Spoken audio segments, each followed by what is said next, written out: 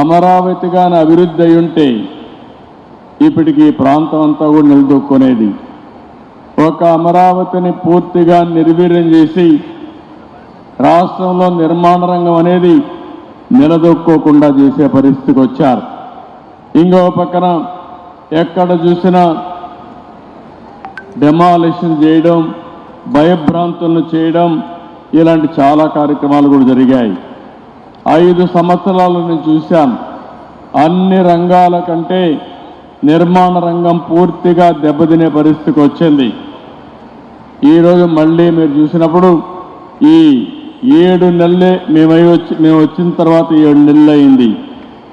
Build AP అనే నినాదంతో ఈరోజు మనందరం ముందుకు పోతున్నాం. నిర్మాణ రంగానికే కాకుండా అనుబంధ రంగాల్లో అన్నిటికీ ప్రాధాన్యత ఇచ్చాం. ఈ ప్రాధాన్యత వల్ల ఎక్కడికక్కడ ఒక పద్ధతి ప్రకారం ఇవన్నీ జరిగే పరిస్థితికి వస్తున్నాయి. మీరు ఒక పక్కన చూస్తే నా జీవితంలో ఎప్పుడూ చూడని విధంగా ఈరోజు భూ సమస్యలు వచ్చాయి. నాకు వచ్చే 100 పిటిషన్లు వస్తే అందులో 60-70 ల్యాండ్ రిలేటెడ్ సమస్యలే వచ్చాయి. రికార్డ్స్ తారుమారు చేశారు, భూ కబ్జాలు చేశారు, ఒకరి భూమిని ఇంకొకరు రాహించారు. కడాన సొంత ఒక ల్యాండ్ టైటిలింగ్ యాక్ట్ కూడా తీసుకొచ్చి ఇష్టానుసారంగా చేస్తే అవన్నీ రద్దు చేసి ఈ ల్యాండ్స్ అన్నీ మళ్ళీ ప్యూరిఫై చేయాలంటే చాలా సమయం తీసుకొచ్చే పరిస్థితి వచ్చింది. నేను మిమ్మల్ని అందరూ కూడా నిర్మాణ రంగంలో ఉన్నారు కాబట్టి ఇప్పుడే తిరుపతిరావు గారు కానీ మీ వాళ్ళందరూ చెప్పారు, ఒక మాట చెప్పారు, మేము తప్పు చేయం, ఎవరైనా మాలో తప్పు చేసే వాళ్ళు ఉంటే గట్టి చర్యలు తీసుకోమని వాళ్ళు కోరారు. అందుకే నేను చెప్తున్నా, ఈరోజు first time land grabbing prohibition act కూడా తీసుకొచ్చాం. ఎవరైనా కానీ ల్యాండ్ గ్రాబింగ్ చేస్తే మాత్రం ఎవరిని వదిలిపెట్టమని చెప్పి కూడా నేను మీకు తెలియజేసుకుంటున్నా. కార్యక్రమం వైజాగ్లో చేపట్టిన తరుణంలో ఈ సంఘటన తిరుపతిలో ఈ దురదృష్ట సంఘటన చోటు చేసుకుంది. అక్కడి నుంచి హుటాహుటిన ముఖ్యమంత్రి గారు చంద్రబాబు నాయుడు గారు బయలుదేరటం జరిగింది. సంఘటనా స్థలాన్ని చూడటం జరిగింది, పరిశీలించడం జరిగింది. అక్కడున్న పరిస్థితులన్నీ పూర్తిగా అవగాహన చేసుకోవడం జరిగింది. జ్యుడిషియల్ ఎంక్వైరీ వేయడం జరిగింది. 2 అధికారుల్ని సస్పెండ్ చేయడం జరిగింది. 3 అధికారుల్ని బదిలీ వేయడం జరిగింది. ఎవరైతే చనిపోయారో వాళ్ళందరికీ కూడా 25 లక్షల రూపాయల చొప్పున ఎక్స్గ్రేషియా ప్రకటించడం జరిగింది. మరి క్షతగాత్రులకు ఎవరైతే దెబ్బలు తగిలినాయో వాళ్ళందరికీ కూడా 5 లక్షల రూపాయలు ప్రకటించడం జరిగింది. మరి పాక్షికంగా గాయపడ్డ వారందరికీ కూడా తిరుమలలో వైకుంఠ ఏకాదశి రోజు అంటే ఈరోజు దర్శన భాగ్యం కూడా కల్పించడం జరిగింది.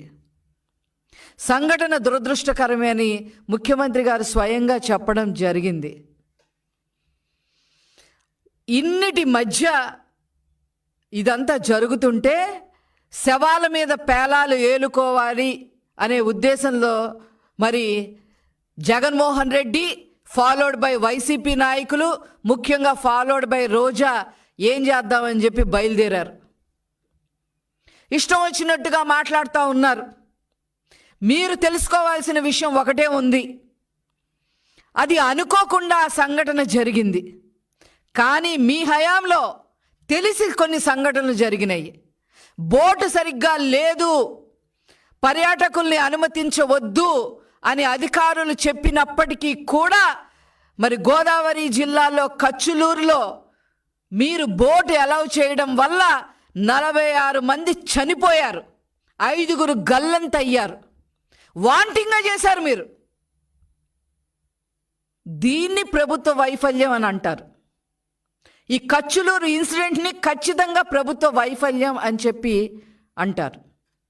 అదేవిధంగా మీ సొంత జిల్లాలో జగన్మోహన్ రెడ్డి జిల్లాలో అన్నమయ్య గేటు మరమ్మతులు చెయ్యాల్సింది పోయి ఇన్ టైం మరమ్మతులు చెయ్యకపోతే ఆ గేట్లు మరి ఆ గేట్లు పగిలిపోయి 40 మంది చనిపోయారు. మీ నిర్లక్ష్యం వల్ల చనిపోయారు. దీన్ని ప్రభుత్వ వైఫల్యం అంటారు. అదేవిధంగా కరోనా టైంలో రియా హాస్పిటల్లో, ఇదే తిరుపతిలో రియా హాస్పిటల్లో ఆక్సిజన్ సప్లై చేయటంలో, ఆక్సిజన్ ప్లాంట్ పెట్టి ఆక్సిజన్ సిలిండర్స్ని సప్లై చేయాల్సిన ప్రభుత్వం తెలిసి కూడా సప్లై చేయకపోవటంతో 100 మంది చిన్నారులు కరోనా బారిన పడి చనిపోయారు. దీన్ని ప్రభుత్వ వైఫల్యం అంటారు. మీరు తెలిసే 100 మందిని ప్రజల్ని పొట్టన పెట్టుకున్నారు అనే విషయాన్ని వైఎస్ జగన్మోహన్ రెడ్డి గారికి నేను గుర్తు చేస్తా ఉన్నా. నిన్న జరిగిన సంఘటన ప్రభుత్వం అలా జరుగుద్దని ఏనాడు కూడా అనుకోలేదు. అది అధికారుల వైఫల్యం వల్ల జరిగింది. దానికి దీనికి చాలా తేడా ఉంది. పైగా వెంకటేశ్వర స్వామి గురించి వైసీపీ నాయకులు మాట్లాడటం చాలా విడ్డూరంగా ఉంది. తిరుమల పవిత్రతని అపవిత్రం చేయటానికి పూనుకున్న మీరు ఈరోజు వెంకటేశ్వర స్వామి గురించి కోరుకుంటున్నాను. ఈ విషయంలో ముఖ్యమంత్రి గారు ఆల్రెడీ ఫీల్డ్ లెవెల్ ఇన్వెస్టిగేషన్ చేసి ఎందుకు జరిగింది, ఎలా జరిగింది, ఇది పునరావృతం కాకుండా ఏం చేయాలని ఆయన ఆల్రెడీ ఆ చర్యలో ఉన్నారు. ఉప ముఖ్యమంత్రి గారు చాలా తీవ్రంగా స్పందించారు. ఎందుకంటే ఇది అధికారులదే బాధ్యత అని. ఎందుకంటే అక్కడ సరిచేయాల్సింది అధికారులే. ఎంతమంది వస్తారని తెలుసు, ఎలా వస్తారని తెలుసు అని, కాబట్టి సరిచేయాల్సింది అధికారులే. దాని మీద కూడా ఇన్వెస్టిగేషన్ జరుగుతుంది. అధికారులు తీసుకోవాల్సిన జాగ్రత్తలు తీసుకోలేదని చెప్పి స్పందించి, అలాగే టీటీడీ సభ్యులు బోర్డుని డైరెక్ట్గా కుటుంబ సభ్యులకు వెళ్ళి క్షమాపణ చెప్పమని చెప్పారు. అన్కండిషనల్గా ఆయన అపాలజీస్ చెప్పారు ప్రజలందరికీ ప్రభుత్వం తరఫున.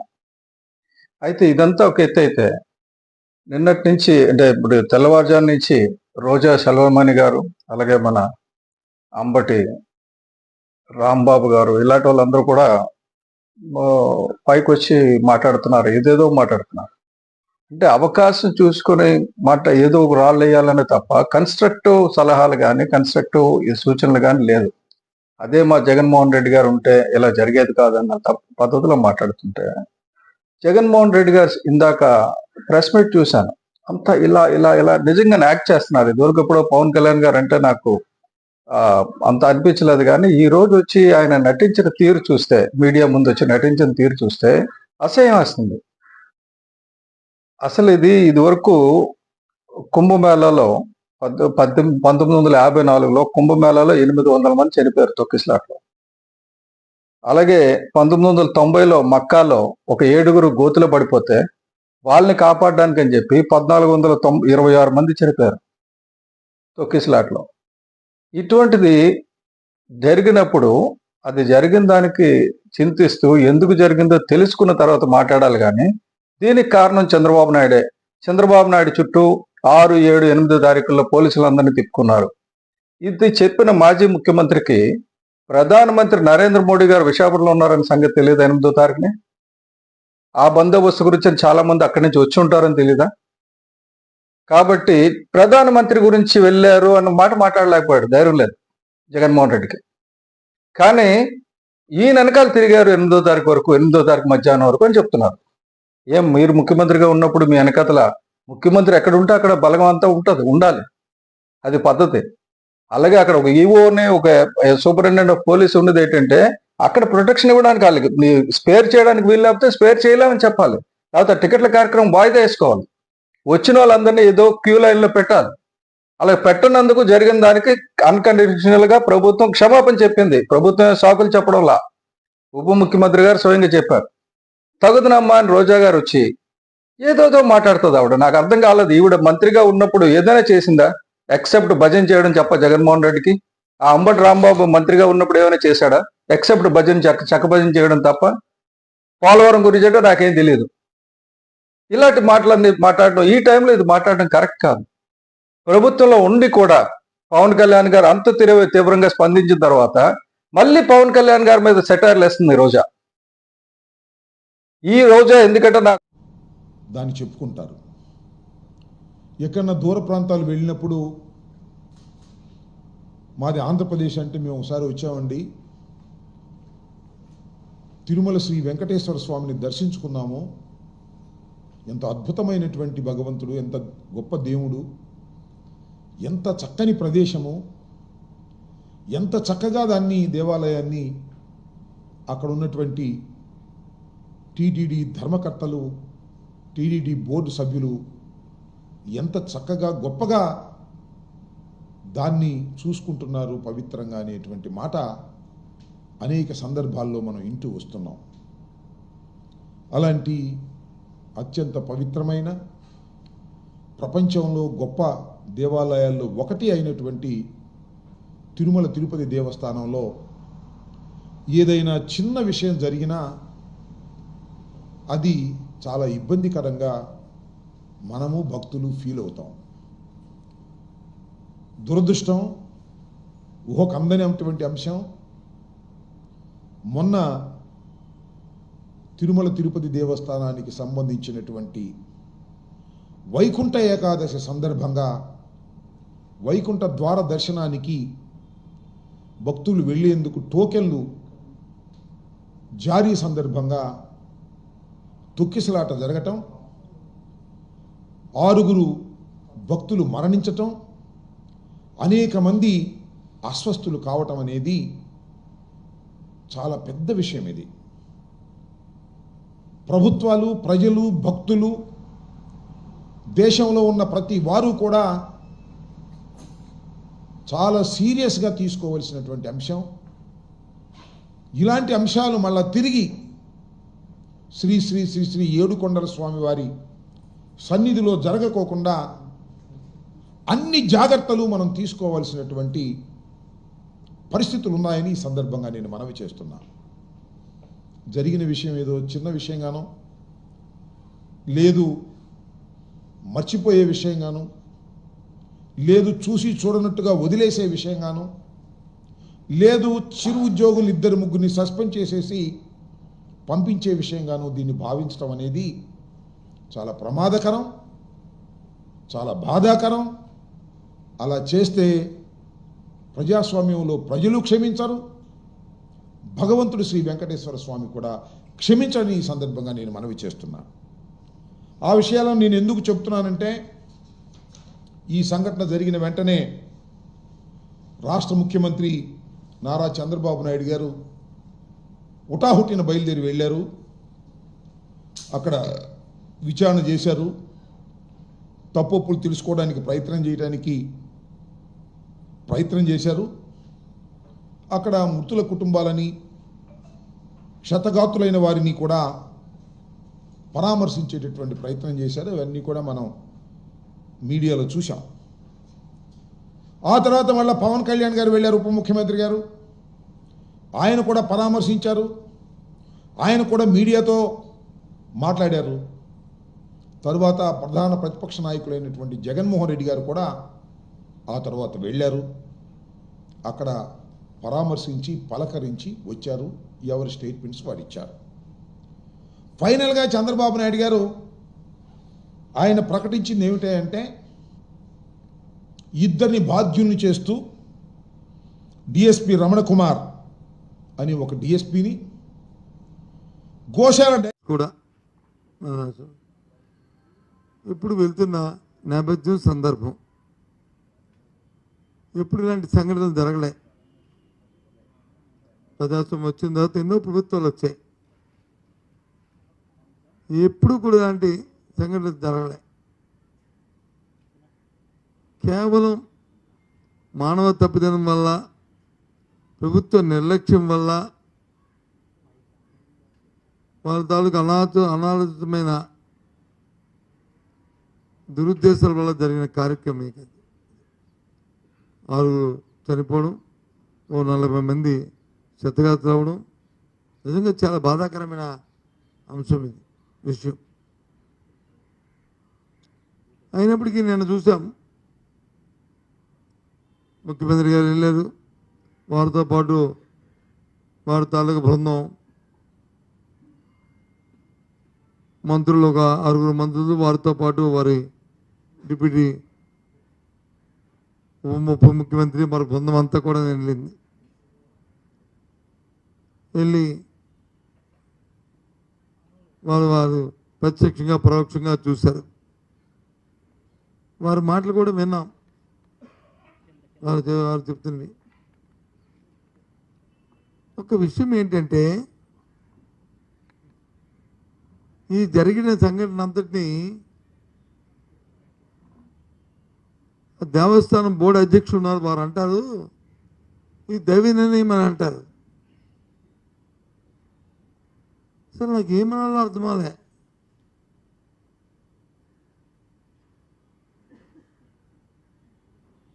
ఇది హైందవ ధర్మంలో ఇది ఏ రకంగా దీన్ని హర్షిస్తామో, దీన్ని ఎలాగ సమర్థించుకుంటామో అసలు ఆలోచించవలసిన అవసరం ఉంది. అది నిర్లక్ష్యమా,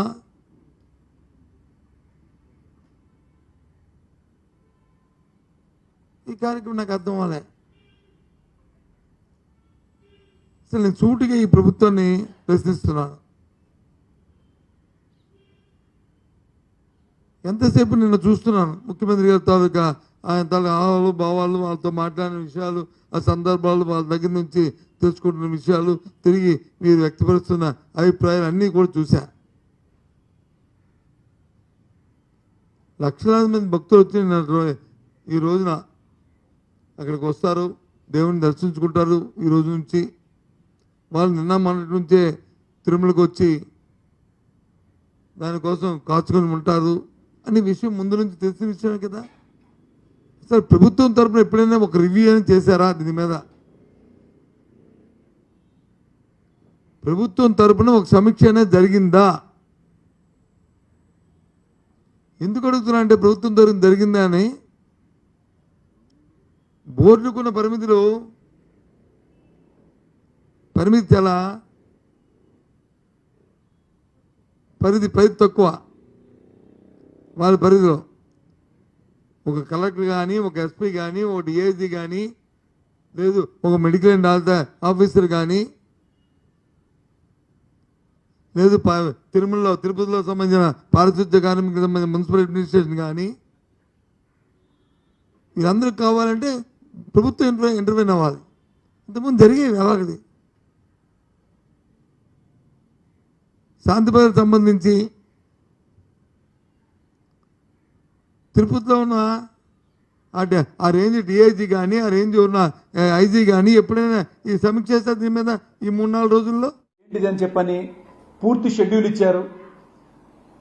ఏమనుభవం ఉందని చెప్పని బిఆర్ నాయుడు గారిని టీటీడీ చైర్మన్గా పెట్టుకున్నారు మీరు. మీకు వాళ్ళకు ఉన్నటువంటి లావాదేవీలు ఏంటి? ఆయన మీ గురించి బాకు ఊదారనా, పబ్లిసిటీ బాగా ఇచ్చారనా ఎలక్షన్స్ ముందు?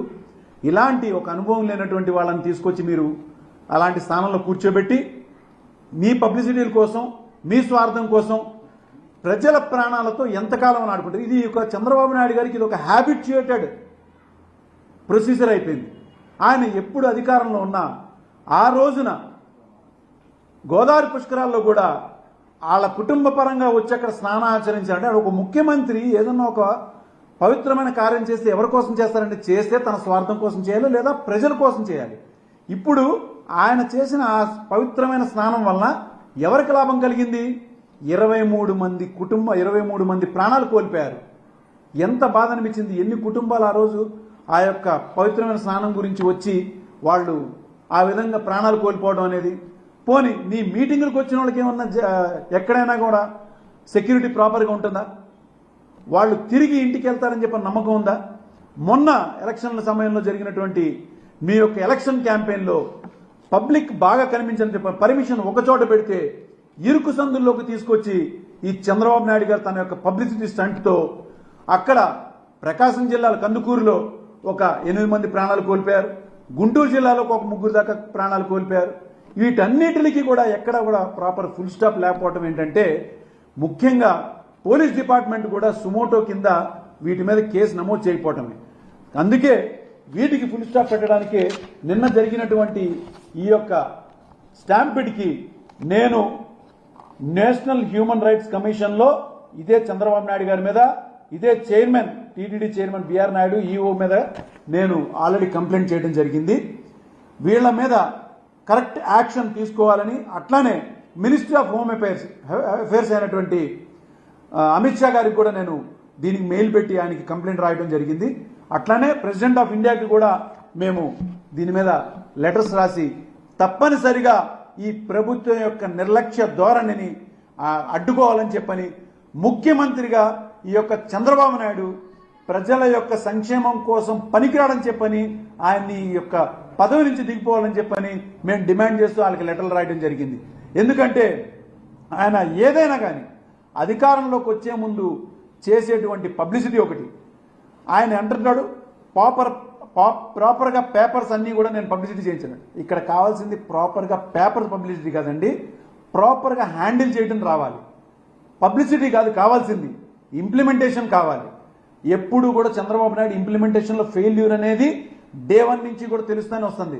కాకపోతే ప్రతిసారి ఎలక్షన్ టైంలో ఏవో ఒక బోటకు మాటలు చెప్పి గట్టెక్కటం, ఆఖరికి ఇవాళ ఆచరిద్దాం అనుకున్నటువంటి సంక్షేమ పథకాల విషయంలో కూడా పూర్తి స్థాయిలో ఫెయిల్యూర్ అయ్యారని చెప్పని స్పష్టంగా తెలుస్తుంది. మరి అదే విషయానికి వస్తే ఇక్కడ నిన్న జరిగిన ఇన్సిడెంట్లో ఉప ముఖ్యమంత్రి గారు వచ్చి అక్కడ అంటాడు, అధికారులను వెళ్ళి ఎవరెవరి ఇళ్లలో అయితే చనిపోయారో వాళ్ళ ఇళ్ళకి వెళ్ళి మీరు క్షమాపణ చెప్పండి.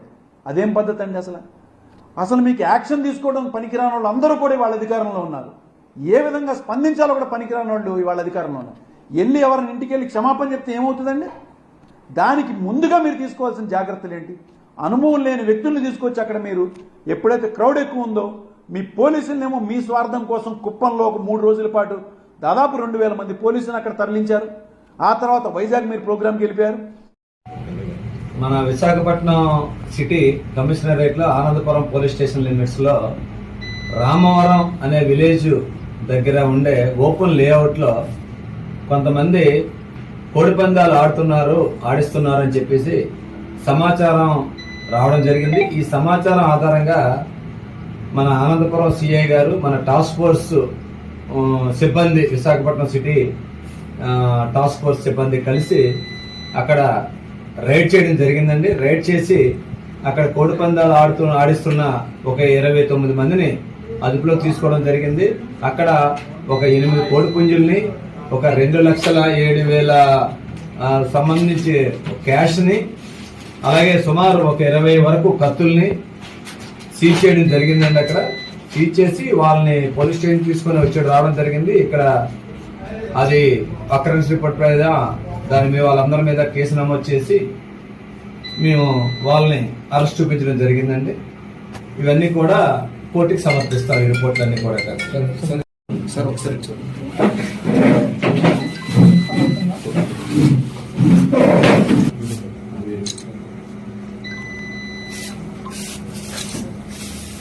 Okay sir. కోడి పుంజులు ఎక్కడ పారిపోయి గట్టి కట్టారా? సర్లే ఎంత